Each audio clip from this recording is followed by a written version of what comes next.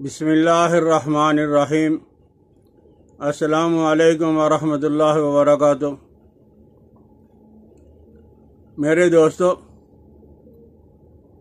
جنون اور مالی خولیا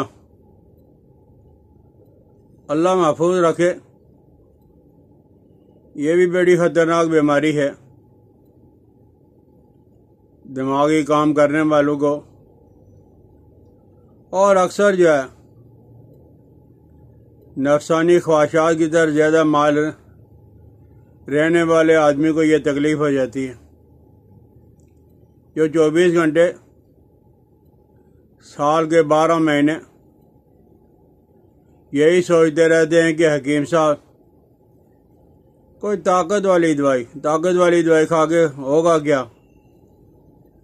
جو ہوگا اس کا یہ نتیجہ نکلتا ہے کہ بعض اوقات جنون بھی ہو جاتا ہے اور مالی خولیا بھی ہو جاتا ہے۔ تو عام طور پر دماغی مشاغل کی کثرت کی وجہ سے جن لوگوں کا پڑھنا پڑھانا بہت زیادہ ہوتا ہے، ان کو بھی کبھی یہ تکلیف ہو جاتی ہے، اور کبھی کبھی ایسا ہوتا ہے کہ سوداوی مادہ زیادہ بڑھ جاتا ہے، عاطفہ کی وجہ سے بھی، سوزاک کی وجہ سے بھی، اور بعض عورتوں کی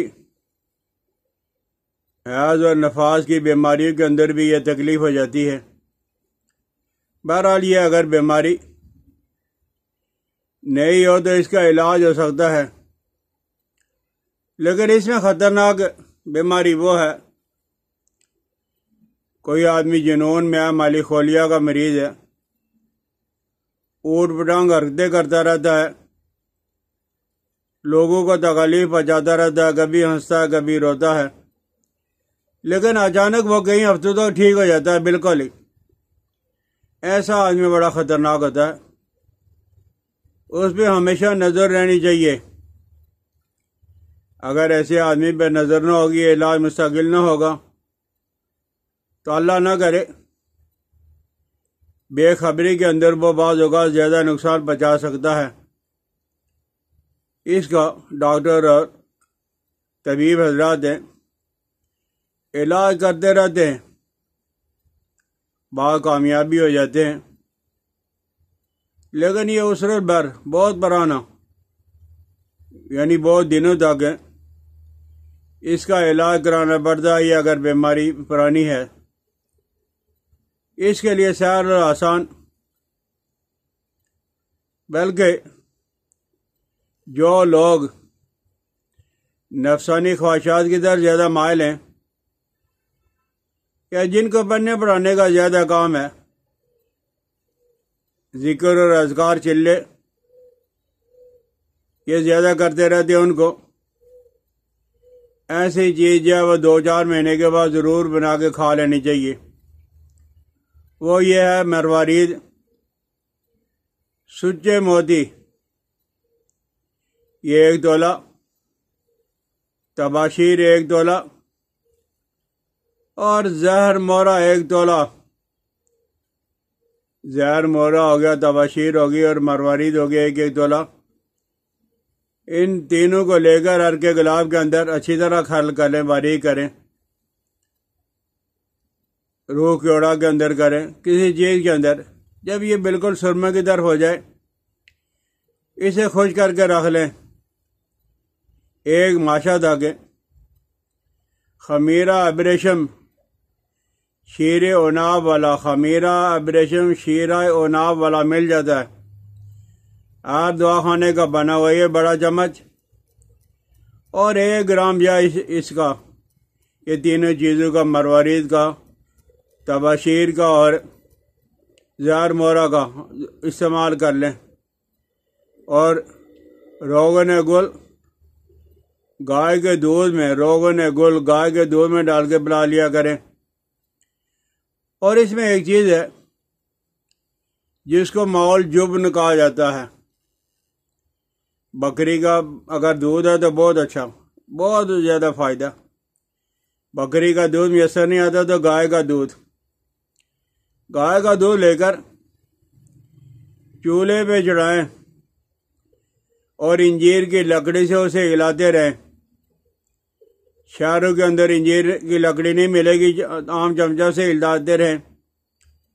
یہ وہ دودھ گرم ہو کر ابال آ جائے تو ابالا آنے کے بعد آپ لیمو ڈال لیں، کوئی ترش چیز ڈال لیں تو وہ دودھ پھٹ جائے گا۔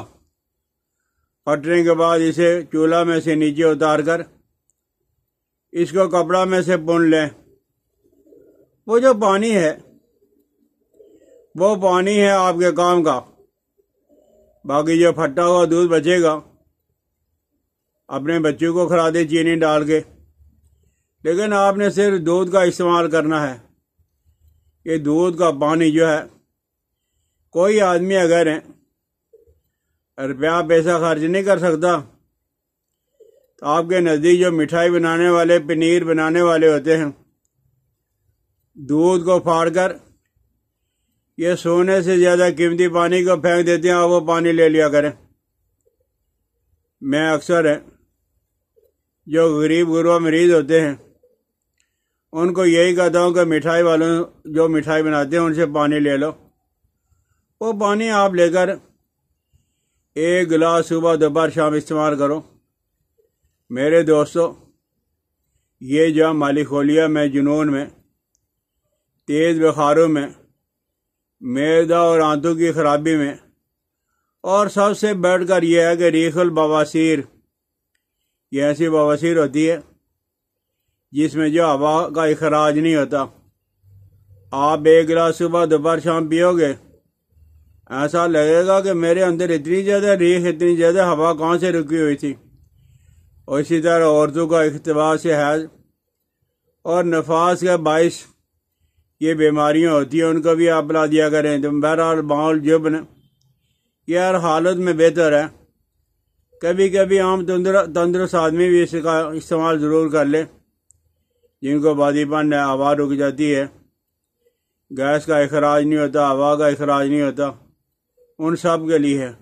تو بہرحال اللہ سے دعا بھی کیا کریں، اللہ ایسی خطرناک اور پریشان کرنے والی بیماریوں سے ہمیں محفوظ رکھے۔ تو کسی دوست کو، کسی یار کو جنون ہے، مالی خولیا ہے، تو آپ اس کے لیے یہ سہل اور آسان، قیمتی تو تھوڑی سی ہے لیکن سہل اور آسان ہے بنانے میں اور کھانے میں، ضرور بنا لیں، انشاءاللہ العزیز ہیں۔ بہت جلدی سے افاقہ بڑھ جاتے ہیں۔ اللہ سمجھنے کی توفیق عطا فرمائے۔ مجھے اپنی دعاؤں میں یاد رکھنا۔ السلام علیکم ورحمۃ اللہ وبرکاتہ۔